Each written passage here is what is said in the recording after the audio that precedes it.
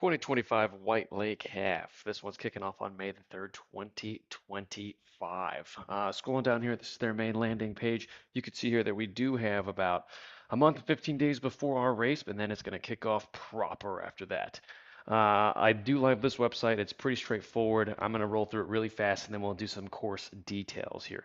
So, schedule Friday, May the 2nd. Packet pickup 4 to 7. Pre race information meeting happens at 7. Bike check happens at 4 to 7. They do say that they have overnight security, and you can check your bag there or check your bike on Friday if you want to. Not mandatory, but it is optional.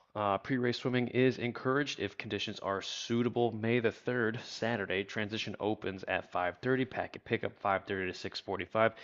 Chip pickup 5:30 to 6:45 because transition closes at 6:45 and the half start is 15 minutes thereafter. So your swim waves are going to be sent out in your athlete guide, which is happening. It's going to be posted later on. Course cutoff is 8 hours and 30 minutes, and you can scroll down here. We have a couple more things about the race there. We're going to scroll over to information here and scroll down. It's going to have some of the main info that we just said with additional race site addresses right here. They also have amenities listed here, a couple of places it is clickable, and it will take you to a hotel or reservations like that. Schedule, this is the exact same thing that we just talked about. Again, remember, transition opens at 5:30 and closes at 6:45. And the half does start at 7. Registration and packet pickup, anyone can register, but not be, excuse me, but your swag may not be available until you race weekend. You have to bring your mandatory photo ID, and then this includes what's in the packet pickup. You can include 2 race numbers, swim cap, and some event swag. Um, they do say that they're going green, so you can print out course materials and things like that on your own. Parking, this is where the parking is. You can read about that on your own. Event info and rules located right here. Talks about the chip pickup details, which is going to happen on race morning. Bike support. Excuse me. They do have a couple of aid stations out here on race day. They are only handing out water. That's what it's posted and right here. I don't know if that will change leading up to the race, but if it doesn't, I would plan accordingly. Plan to bring your bike food, fuel, whatever you're using ahead of time and supplement with the additional water that they have out there.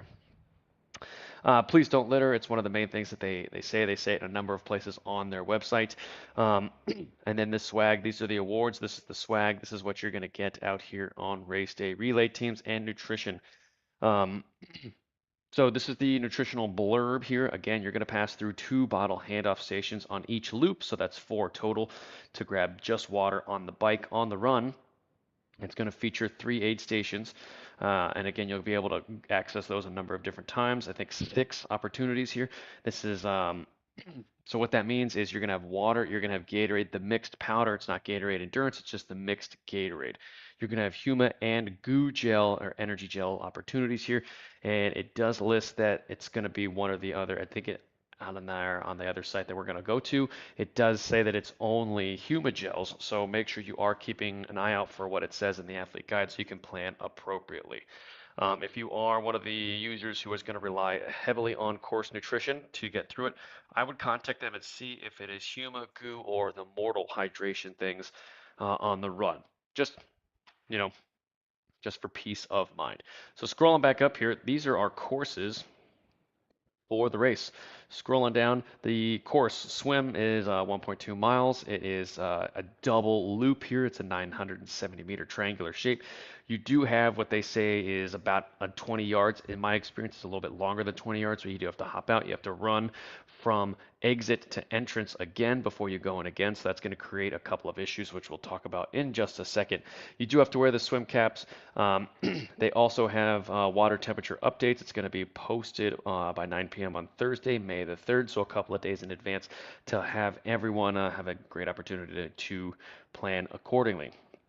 Wetsuit rules, we are USAT rules here, and those are listed right through here. Practice swim is available, and a lifeguard is available from 5 to 7. There is a pre-race opportunity to swim if conditions are as well. And this is our swim course, believe it or not. This is our tricky triangle here. What that means is we're going to cut this corner here, and the pace is going to be high all the way out to this first turn buoy here. And because this swim course is only 960 meters, this stretch is also going to be very, very highly contested. Once you get to about this turn right here, things are going to start to break up, but by the time you get there, you are going to have to do some water exit strategies. So once you get here, you're going to do things like kicking your feet a little bit more. I would maintain your breathing, maintain your stroke rate. I would just increase the kick a little bit more to allow you to get out of the beach right there. This is going to be where a lot of athletes experience issues like cramps, things like that, and they start to really, really, really struggle in our swim. Another really struggle spot is this initial spot on the second loop that you do, two loops here. So this second loop, you're going to go in, you're going to run in. It's a beach entrance. They do specifically say that it's soft sand, there's no gravel. It's pretty great. It's one of the best, safest beaches in America. That's what they say on their site. But once athletes get into the water again, cramps, everything kind of pops up again. And it could take athletes a little bit of time to kind of get into a rhythm. And that usually happens until the first turn. If you want to maximize your swim, be ready by the time you hit right before that dock, and then it's go time again. Both loops play out pretty similarly, where you're on the gas for the first two, and then you're maintaining for the second side over there. Again, waves aren't really an issue. The external factors are not really prohibiting you from having a great swim. It's usually other things like people and yourself. All right, this is dubbed one of the fastest races in one of the halves in the United States, and for good reason here. It's a pretty straightforward swim, and I wouldn't be super concerned about it. One key thing to note of is this is north over here, right? So when you do, you're going to have sun problems later on or earlier on in the race. Right-handed breathers, you're probably going to struggle here if it is a super sunny day because the sun's going to be in your face, all right? A common problem on this swim is athletes breathing too much. Don't let that happen to you. Just maintain your breathing patterns and things will be fine. All right, so this is our bike course. Again, bike course overview. It lists this with the athlete responsibility to know the course. Everything's going to be marked. They do list rumble strip warnings. Make sure that you are aware of the rumble strips and a couple of certain spots. You might want to drive the course if you're planning to set a PR and kind of just be in your own head. This is another area where athletes get caught up and, they eject some bottles, they get into a little bit of trouble, they crash. Usually one or two happen every year on the rumble strips. So make sure you're aware of where they are on race day. Pre-race racking. Again, participants can rack their bikes Friday at 5 and leave it overnight. Security will be provided from 5 to 7. Again, that's up to you. Make sure you do the mount and dismount line correctly. And there is a couple of things that you can read there.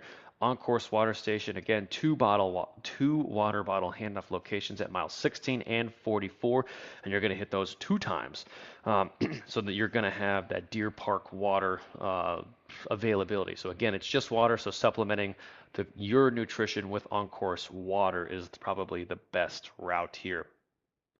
Littering and equipment drop-off, you can do that at the disposal areas in the aid stations only, and that is it. There is some bike support there, and then this is our official course here.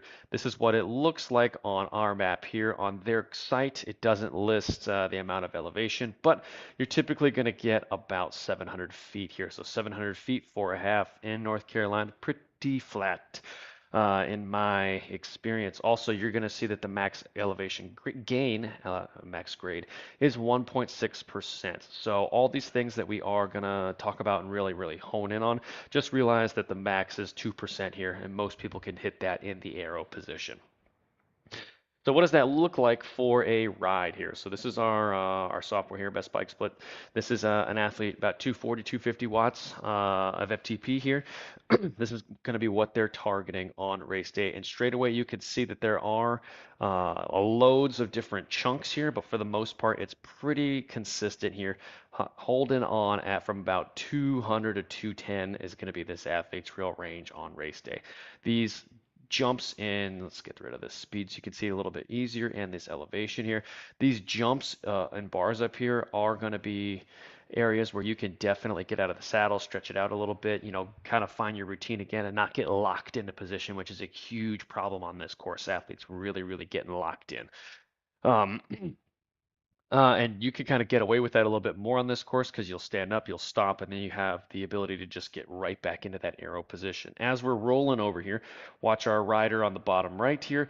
You can see that we are going to start out. We're going to have a crosswind, and then we make that turn at the far side of the course into a tailwind, turn again into another cross headwind. This is a more specific headwind here. Rolling around for loop two, you're going to see largely similar things. Headwind going up, and then when we make that right-hand turn, we have a little bit of a tailwind, and that pushes us out cross tailwind all the way to the far side of our course.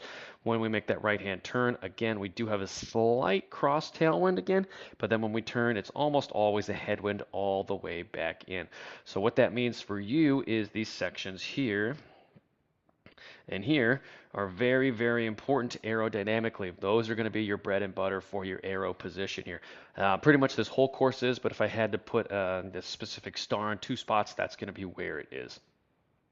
Time analysis on this course, if you decreased your drag a little bit, you're saving about 29 seconds. If you increased your power about 1%, you're saving 36 seconds here. Let's drop it back down. And then your rolling resistance, let's back that down.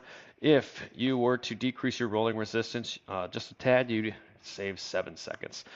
Wait, let's go to the last one, the one that everyone usually talks about 1% here. You're saving 7 seconds on this course. Keep in mind that that athlete went from 155 to 153, so that's 7 seconds for 2 pounds here. So again, the overarching weight factor on this course isn't aggressive here. Take that for what it is with you. I would definitely play around with some things, maybe some rolling resistance and some drag, especially with your setup on race day with bottles and nutrition. That can have a huge impact more than you think on race day for a course like this. Whether this is going to be exactly what we talked about, the arrows are the blue wind direction here. You can see that it does kick up during the middle of the day. And that the wind speed that we're talking about is about 5 miles an hour. Of course, this could all change and be totally different. But you know, it is kind of you're going to have to pay attention to the weather a little bit and use that to your advantage on race day. I would also keep an eye out for if we go back to our right here for our first. This is our first about 14 miles here on course. For these first 14 miles, it's a steady incline, nothing super crazy here, but athletes are going to be flying. They're going to be wanting to get out of the gate. If you're in a group of athletes who are really pushing and kind of fighting for that spot to get that PR spot, get the first spot or age group or whatever, get the win. This is going to be an area where athletes can really overdo it, in my mind. Um, if you're with a group like that, you really want to let them go and just, do a little bit of drafting off of them and let them kind of dictate the pace. And then once you start to come home, that's going to be where it's a little easier to separate yourself from them. So don't get super frustrated. No matter what group you are, the wind is going to be pushing you out. It's going to be very hard to separate yourselves if everyone's kind of similar ability, and let the other people do the work there. And you don't want to put all of your chickens in one basket on the way out, because when you come back in, you got to battle that headwind big time. All right, and that was our bike, believe it or not, our run course. 13-mile loops, 2 loop out and back. I have a run course that I have. It's slightly different. With this one here, our turnaround's just a little bit more here, but you could see here, this 13.2 miles, we have 120 feet of elevation gain. Pretty much nothing here. They do specifically mention to stay inside the cones that they have marked out. If you do step out, you will be automatically DQ'd. Aid stations are going to be located every 1 to 1.5 miles, and they're going to offer water, Gatorade, and gels. Gels will be a mix of goo and Morton. This is exactly what I talked about. So two different things. So if you are overly concerned about it, make sure you are reaching out to event organizers to see what they specifically have on course. Headphones, they strongly do not allow it. They don't want that. Race numbers must be visible at all times on the front of your body on the run. And when you approach the finish line, it's a little bit different here. The last 50 yards or so, there's multiple timing mats here. The first couple are just to let the announcer know who you are. So when you do cross those mats, continue onward. The run is it's a great run or it's a terrible run, and that is largely impacted by what you did on the bike. At this course here, the run is not a huge factor. You do have a large portion of it that is in the sun. There's slight shade on course. They do mention the same thing as well on their course breakdown. It is just, it is what it is. If you've overdone the bike, you have to really, really check in with yourself and say, okay, I cannot realistically hold the pace that I want to and bring it back down. Another common trap on this course is athletes chasing that PR, chasing those high places. And when you do get out to about the turnaround on the first loop here, your legs start to fall off because you're holding unrealistic paces for you. So make sure you are aware of what you did on the bike, and that's going to largely impact the run. Another trap out here that I see athletes falling into is not fueling or not paying attention to the weather. Because this is a flat course and the variance isn't quite there all the time, you have to create that a little bit yourself out here. Make sure you are actively fueling, actively hydrating, and actively fixing any mistakes or things that you did on the bike. If you didn't fuel a ton on the bike, you're not going to be able to get through this run without fueling it. Also, start that process earlier. Same thing for cramping or stomach issues or anything in between there that you do have. All right, don't ignore it just because it's flat. Yeah, you will get through it a little bit faster, but in my experience, if you ignore those issues, you're going to get through this course slower in the overarching scheme of things. So this is our course breakdown here. It's fast course, fast breakdown for it. And if you have any questions, please feel free to reach out. Please like, subscribe, share all that good stuff. And if you have any info, tips, tricks, or anything like that, please feel free to reach out and let me know. Good luck, everyone.